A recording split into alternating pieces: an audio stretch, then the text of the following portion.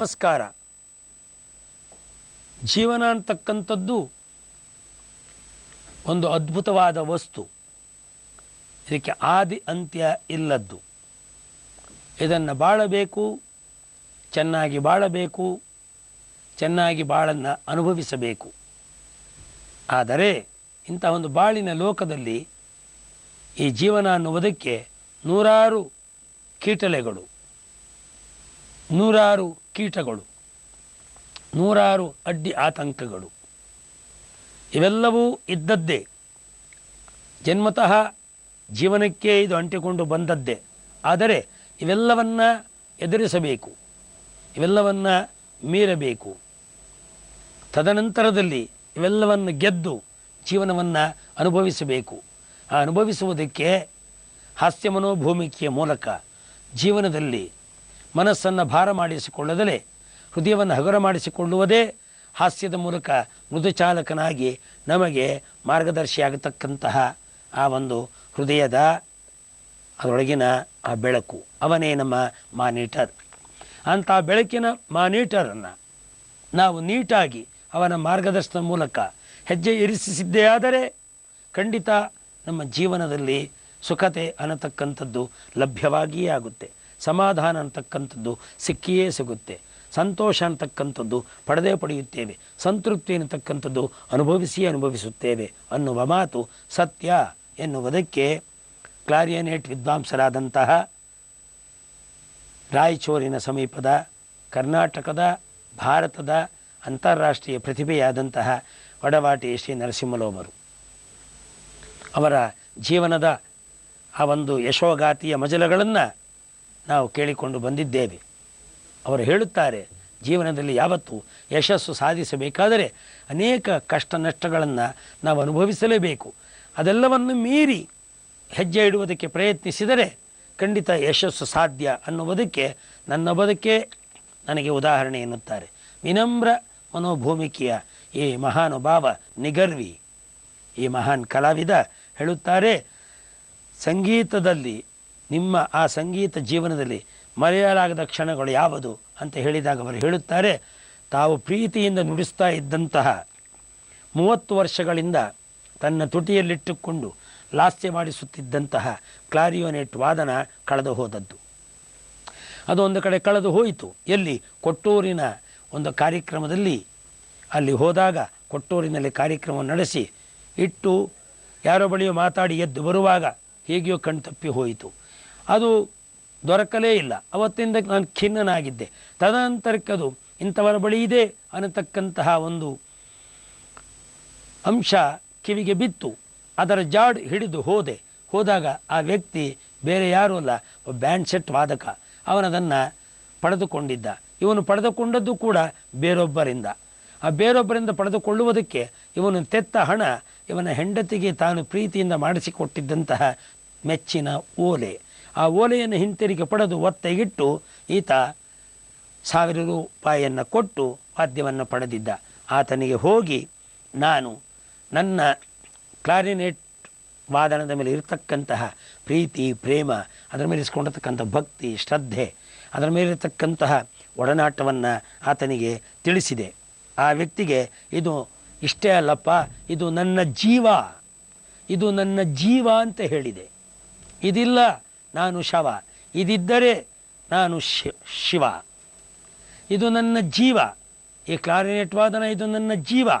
ಇದಿಲ್ಲ ನಾನು ಶವ, ಇದು ನನ್ನ ಕೈಲಿದ್ದರೆ ಆಗ ನಾನು ಶಿವ ಅನ್ನುವುದನ್ನು ಆತನಿಗೆ ಮನವರಿಕೆ ಮಾಡಿಕೊಟ್ಟೆ. ಬರೀ ಹೇಳಲಿಲ್ಲ, ಮನವರಿಕೆ ಮಾಡಿಕೊಟ್ಟೆ.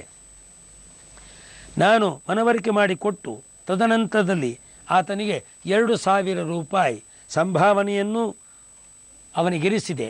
ಆತ ಸಂತೋಷದಿಂದ ನನ್ನ ಕೈಗೆ ಆ ವಾದ್ಯವನ್ನು ಹಿಂತಿರುಗಿಸಿದ. ಅದನ್ನು ಪಡೆದುಕೊಂಡೆ. ಆಮೇಲೆ ಕೊಟ್ಟೂರು ದೇವಸ್ಥಾನದಲ್ಲಿ ಮೈ ಮರೆತು ಕ್ಲಾರಿಯೋನೆಟನ್ನು ಅಲ್ಲಿಯೇ ನುಡಿಸಿದೆ.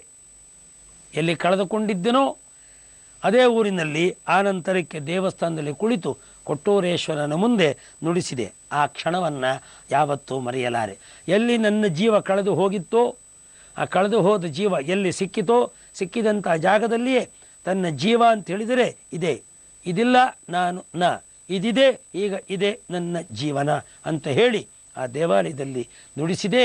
ನನ್ನ ಜೀವನದಲ್ಲಿ ಮರೆಯಲಾಗದ ಸಂಗತಿ ಯಾವುದು ಅಂತ ಕೇಳಿದರೆ ನೋಡಿ ಇದೆ, ಕಳೆದ ಹೋದ ವಸ್ತು ಮತ್ತೆ ಮರಳಿ ಪಡೆದು ತದನಂತರದಲ್ಲಿ ಅದಕ್ಕೆ ಉಸಿರು ತುಂಬುತ್ತಾ ನನ್ನ ಜೀವ ಚೈತನ್ಯವನ್ನು ಅದರಲ್ಲಿ ಲಾಸ್ಯವಾಡಿಸಿ ಎಲ್ಲಿ ಕಳೆದು ಹೋಗಿತ್ತೋ ಅದೇ ಜಾಗದಲ್ಲಿ ನಾನು ಮತ್ತೆ ಕೂಡುವ ಹಾಗೆ ಮನಸ್ಸುಗಳನ್ನು ಕೂಡಿಸಿ ರಾಗಲಹರಿಯನ್ನು ಹರಿಸಿಸಿದನಲ್ಲ.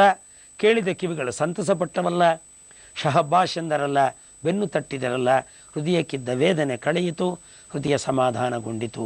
ಅದು ನನ್ನ ಜೀವನದ ಅಪೂರ್ವ ಕ್ಷಣ ಎನ್ನುತ್ತಾರೆ. ಒಂದೊಂದು ಘಟನೆಯೂ ಕೂಡ ಜೀವನದಲ್ಲಿ ಹೇಗೆ ಪಾಠ ಮಾಡುತ್ತೆ ಎನ್ನುವುದನ್ನು ನಾವು ಅರ್ಥ ಮಾಡಿಕೊಳ್ಳಬೇಕು. ಬಾಳಿಗೊಂದು ಬೆಳಕು ಅಂತ ಹೇಳಿದರೆ ಇಂಥ ಸಂಗತಿಗಳೇ, ಬೇರೇನೂ ಅಲ್ಲ. ನೋಡಿ, ಅದನ್ನು ಹೇಳಿ ಮತ್ತೊಂದು ಮಾತು ಹೇಳುತ್ತಾರೆ. ಈ ಸಂದರ್ಭ ನಾನು ಮರೆಯಲಾರೆ. ಅದೇ ರೀತಿ ಮೊನ್ನೆ ನಡೆದ ಲಾಸ್ ಏಂಜಲೀಸ್ನಲ್ಲಿ ನಡೆದ ಅಂತಾರಾಷ್ಟ್ರೀಯ ಸಮ್ಮೇಳನದಲ್ಲಿ ಕ್ಲಾರಿಯೋನೆಟ್ಟನ್ನು ನುಡಿಸಲು ನನಗೆ 40 ನಿಮಿಷಗಳ ಕಾಲಾವಕಾಶ ಕೊಟ್ಟಿದ್ದರು. ಆಗಲಿ ಎಂದುಕೊಂಡು ಯಮನ್ ಕಲ್ಯಾಣ ರಾಗದಲ್ಲಿ ಆಲಾಪ ಆರಂಭಿಸಿದೆ. ಕೊನೆಗೆ ಎಲ್ಲರೂ ಅಲ್ಲಿ ನೆರೆದಿದ್ದಂತಹ ಆ ಒಂದು ಅದ್ವಿತೀಯ ಪ್ರಪಂಚದ ಶ್ರೇಷ್ಠ ಸಾಧಕರು ನನ್ನ ಈ ಒಂದು ರಾಗದ ಆಲಾಪನೆಗೆ, ನಾನು ನುಡಿಸುವ ನನ್ನ ಒಂದು ಈ ಕೈಬೆರಳಿನ ಮೂಲಕ ಕ್ಲಾರಿನೆಟ್ಟಿನ ಆ ನುಡಿಯ ಶಕ್ತಿಗೆ ತಲೆದೂಗಿ 20 ನಿಮಿಷ ಹೆಚ್ಚಿಗೆ ಕೊಟ್ಟು ಮತ್ತಷ್ಟು ರಾಗಗಳನ್ನು ಇದರಲ್ಲಿ ನುಡಿಸುವುದಕ್ಕೆ ಅನುವು ಮಾಡಿಕೊಟ್ಟರು, ಪ್ರೋತ್ಸಾಹಿಸಿದರು, ಬೆನ್ನು ತಟ್ಟಿದರು, ಹೃದಯ ಮುಟ್ಟಿದರು, ಮೆದುಳು ಮುಟ್ಟಿದರು. ಅದು ಕೂಡ ಎಷ್ಟು ಜನ ಇದ್ದರು ಗೊತ್ತೇ? ಆ ಸಭೆಯಲ್ಲಿ 1,500 ಕ್ಲಾರಿಯೋನೆಟ್ ವಾದಕರಿದ್ದ ಸಮ್ಮೇಳನ ಅದು. ಅಂಥ ಜಾಗದಲ್ಲಿ 20 ನಿಮಿಷ ನನಗೆ ಹೆಚ್ಚಿಗೆ ಅವಕಾಶವನ್ನು ಕೊಟ್ಟು ತಲೆದೂಗಿ ಮತ್ತಷ್ಟು ಕೇಳಬೇಕು ಎಂದು ಅವರು ಕಾರ್ಯಕ್ರಮವನ್ನು ಮುಂದುವರಿಸಿ ಎಂದಾಗ ನನ್ನ ಎದುರಿನಲ್ಲಿದ್ದ ಸ್ತೋತ್ರಗಳ ವದನದಲ್ಲಿ ನನಗೆ ಶಾರದೆಯೇ ನರ್ತಿಸುತ್ತಿದ್ದಾಳೆ ಅನ್ನುವ ಒಂದು ಸಾದೃಶ್ಯವನ್ನು ನನ್ನ ಬದುಕಿನಲ್ಲಿ ಕಂಡುಕೊಂಡೆ ಎಂದರು. ಬಾಳು ವೀಣಾ ಪಾಣಿ, ಬಾಳು ಬ್ರಹ್ಮನ ರಾಣಿ, ಗಾನಗೈ ಹೇಳು ಓ ಭಾವಗಂಗಾ ವೇಣಿ, ನಂದನದಿ ತುಂಬಿಯೋಂಕೃತಿ ತುಂಬಿ ಮೊರೆವಂತೆ ಬೋಲ್, ಕರ್ನಾಟಕ ಜನದ ಕರ್ಣವೀಣಾ ತುಂಬಿ ನಿನ್ನ ವಾಣಿಗೆ ವಿಕಂಪಿಸಿ ಝೇಂಕೃತಿಯ ಬೀರಿ, ರಸದ ನವನೀತಮಂ ಹೃದಯದಿ ಮತಿಸುವಂತೆ, ಗಾನಗೈ ಹೇಳುಗೋ ಭಾವಗಂಗಾವೇಣಿ, ತೀಡಿದರೆ ನಿನ್ನುಸಿರ್ ಮದ್ದಿಗೆ ಕಿಡಿತಗಳ್ದು ಹೊಮ್ಮು ಒಂದದಿ ಜ್ಯೋತಿ ಜಡವೆ ಚಿನ್ಮಯವಾಗಿ ಚಿಮ್ಮಿದ ಪುದೈ, ಮುಟ್ಟಿದರೆ ನಿನ್ನ ಮೈ ರಾಮಾಂಗ್ರಿಗೆ ಸೋಂಕಿ ಕಲ್ಲು ಕಡಿಚಲ್ವ ಪೆಣ್ಣಾಗಿ ಸಂಭವಿಸಿದೋಲ್, ಕಲಾಪಂಕಜಿಂಕಂಗೊಳಿಪುದೈ, ಭುವನ ಮನ ಮಮ್ಮೋಹದಿಂದಪ್ಪಿ ಸೆಳೆದು ನಿನ್ನ ಕೈಪಿಡಿಯೇ ಕಬ್ಬಿಣದಿಂದ ಪೊರಸೂಸಿದ ಪುದಂ ಕಬ್ಬಿನ ರಸಂ, ಮಂತ್ರಮಯೀ ನೀನ್ ಬಡಿಯೇ ಬಂಡೆಯನ್ ನೀರಿನೊಳ್ ಬುಗ್ಗೆಯಂ ಹೊಮ್ಮಿ ಚಿಮ್ಮುವದಲ್ತೆ ಮುತ್ತು ಚಿಪ್ಪು ಒಡೆವಂತೆ ಬೊಲ್, ರಸಚಿತ್ತಪೋಬಲಕ್ಕೆಲ್ಲ ತಾನೊಳೆದೆ ಪೇಳ್ ಕಲಾಲಕ್ಷ್ಮಿ, ಕೃಪೆಗೈ ತಾಯೇ ಕೃಪೆಗೈ ತಾಯೇ ಕೃಪೆಗೈ ತಾಯೇ ಅಂತ ಕುವೆಂಪರವರು ರಾಮಾಯಣ ದರ್ಶನದಲ್ಲಿ ಏನು ಸರಸ್ವತಿಯನ್ನು ಆವಾಹಿಸಿಕೊಳ್ಳುವುದಕ್ಕಾಗಿ ಮಂತ್ರ ನುಡಿದರು, ಕನ್ನಡ ಮಂತ್ರವನ್ನು ಅವರು ಪುಟಿಸಿದರು. ಅಂತಹ ಒಂದು ಅದ್ಭುತವಾದಂತಹ ಮಂತ್ರದ ನುಡಿಶಕ್ತಿಯ ಪ್ರಾರ್ಥನೆಯ ಮೂಲಕ, ಆ ಒಂದು ಭಾವದ ಇಂಗಿತಾರ್ಥದ ಮೂಲಕ ಸಂಗೀತ ಕ್ಷೇತ್ರದಲ್ಲಿ ರಾಯಚೂರಿನ 5 ಕಿಲೋಮೀಟರ್ ದೂರದ ವಡವಾಟಿ ಗ್ರಾಮದ ಅದ್ವಿತೀಯ ಕ್ಲಾರಿಯೋನೆಟ್ ವಾದಕರಾದಂತಹ ಶ್ರೀ ನರಸಿಂಹಲು ಅವರು ಅಂತಾರಾಷ್ಟ್ರೀಯ ಸಮ್ಮೇಳನದಲ್ಲಿ, ಅದು ಲಾಸ್ ಏಂಜಲೀಸ್ನಲ್ಲಿ 1500ಕ್ಕೂ ಹೆಚ್ಚು ಕ್ಲಾರಿಯೋನೆಟ್ ವಾದಕರು ಕುಳಿತಿದ್ದಂಥ ಸಭೆಯಲ್ಲಿ ಅವರೆಲ್ಲರೂ ತಲೆದೂಗುವಂತೆ ಇವರು ತಮ್ಮ ವಾದನದಿಂದ ಅವರ ಕಿವಿಗೆ ಸೊದೆಯಾಗಿಸಿ ಇವರ ರಾಗದಿಂದ ಮನಕ್ಕೆ ಸಂತರ್ಪಣವಾಗಿಸಿದರಲ್ಲ.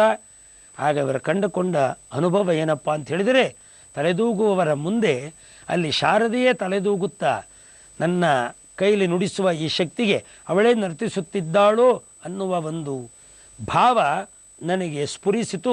ಆ ರೀತಿ ರೋಮಾಂಚನಗೊಂಡೆ ಎಂದರು. ಒಬ್ಬ ವ್ಯಕ್ತಿಯ ಸಾಧನಾ ಪಥದಲ್ಲಿ ಕೇವಲ ಸಾಧನೆಯ ಮಾರ್ಗದಲ್ಲೇ ಸಾಗುತ್ತಾ ವಿಕ್ರಮವನ್ನು ಗಳಿಸ್ತಕ್ಕಂಥದ್ದೇ ದೊಡ್ಡದು ಅಂತ ಭಾವಿಸಿದಲೇ ಅದರ ಮೂಲಕ ಸ್ವಯಮೇವ ಮೃಗೇಂದ್ರತ ಅನ್ನುವ ಹಾಗೆ ತನ್ನ ಶಕ್ತಿಯಿಂದ ವಿಜೃಂಭಿಸಿ ತಾನೂ ಸಂತಸಪಟ್ಟು ಮತ್ತೊಬ್ಬರನ್ನು ಸಂತಸಪಡಿಸ್ತಕ್ಕಂಥದ್ದು ಇದೆಯಲ್ಲ, ಅದು ನಿಜವಾದ ಸಂಸ್ಕೃತಿ, ಅದು ನಿಜವಾದ ಸಂಸ್ಕಾರ. ಅಂಥ ಸಂಸ್ಕೃತಿಯ ಸಂಸ್ಕಾರದ ಸಾಕಾರ ರೂಪವಾಗಿರ್ತಕ್ಕಂತಹ ಕ್ಲಾರಿಯೋನೆಟ್ ಮಹಾನುಭಾವ ನರಸಿಂಹಲು ವಡವಾಟಿಯವರಿಗೆ ನಾವೆಲ್ಲ ಋಣಿಗಳು. ಇವತ್ತು ಲಾಸ್ ಏಂಜಲೀಸ್ನಲ್ಲಿ ಆ ಅಧ್ಯಕ್ಷ ಸ್ಥಾನವನ್ನು ವಹಿಸುವುದರ ಮೂಲಕ ಕೇಂಬ್ರಿಡ್ಜಿನ ಅಂತಾರಾಷ್ಟ್ರೀಯ ಬಯೋಗ್ರಫಿ ಸೆಂಟರಿನಲ್ಲಿ ತಮ್ಮ ಹೆಸರನ್ನು, ಕರ್ನಾಟಕದ ಹೆಸರನ್ನು ಕನ್ನಡದ ಕಸ್ತೂರಿಯಾಗಿ ಮೂಡಿಸಿದ್ದಾರೆ.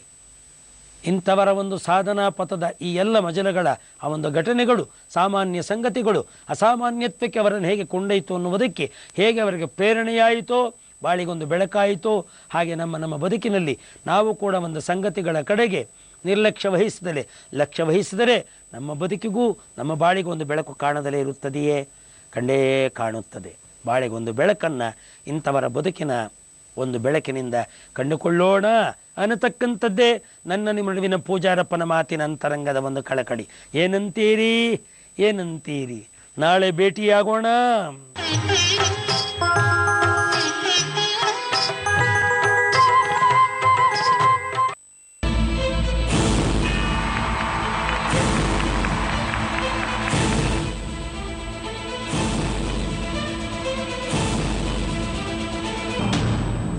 ಸೋಲಾಪುರ್ಗೆ ಇದ್ದೀವ್ರಿ. ನನ್ಗೆ ಜರ ಸ್ವಲ್ಪ ಕನ್ನಡ ಬರ್ತದ, ಭಾಳ ಬರಂಗಿಲ್ಲ. ಸಂಸ್ಕಾರವನ್ನ ಕನ್ನಡ ಪ್ರಜలందరికీ నా హృదయపూర్వక గళాభివందనాలు. ಎಲ್ಲರೂ ಚೆನ್ನಾಗಿದ್ದೀರಾ? ಯಾರಿ ಬುಲ್ಬುಲ್ ಮಾತಾಡಕ್ಕಿಲ್ವಾ? ಈ ಕನ್ನಡ ಮಣ್ಣಿಗೆ ಚಿರಋಣಿ. ಮಲ್ಬಾರ್ ಗೋಲ್ಡನ್ ಡೈಮಂಡ್ ಅಂಬಿ ಸಂಭ್ರಮ. ಪ್ರಾಯೋಜಕರು Malabar golden diamonds. Powered by Sunfeast Marie light. Light ತಿನ್ನಿ, ಲೈಟ್ ಆಗಿ.